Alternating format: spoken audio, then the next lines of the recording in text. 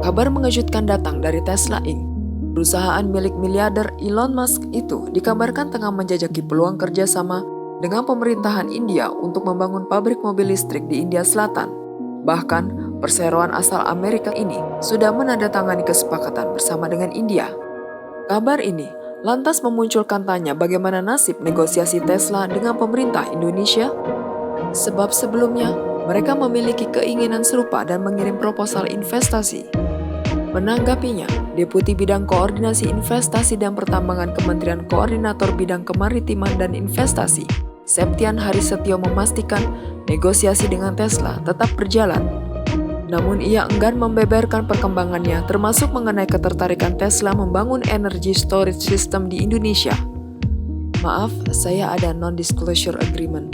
Tidak bisa disclose apa-apa, kata Seto kepada Kompas.com Kamis 18 Februari. Sebelumnya, ia menyatakan dalam proposal dari Tesla Inc. yang diterima pemerintah RI pada 4 Februari 2021, mereka berkeinginan untuk membangun ISS. Pemerintah tertarik bekerja sama dengan Tesla karena litium baterai yang digunakan perusahaan tersebut untuk kendaraan listrik mempunyai tingkatan terbaik.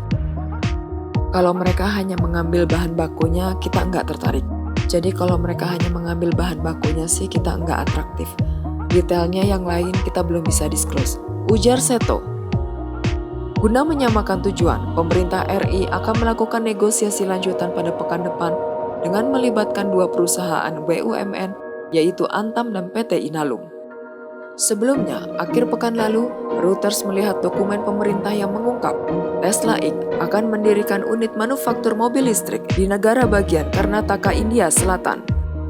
Bulan lalu, produsen mobil listrik itu menggabungkan Tesla Motors India dan Energy Private Limited dengan kantor terdaftarnya di kota Bengaluru di Karnataka, pusat perusahaan teknologi global. Di Desember 2020 lalu juga, Elon Musk sudah mengonfirmasi via Twitter Tesla akan diluncurkan di India tahun 2021. Perlu diketahui, India sangat ingin mengurangi ketergantungan minyak dan mengurangi polusi. Tetapi upayanya untuk mempromosikan kendaraan listrik terhalang oleh kurangnya investasi di manufaktur dan infrastruktur seperti stasiun pengisian daya.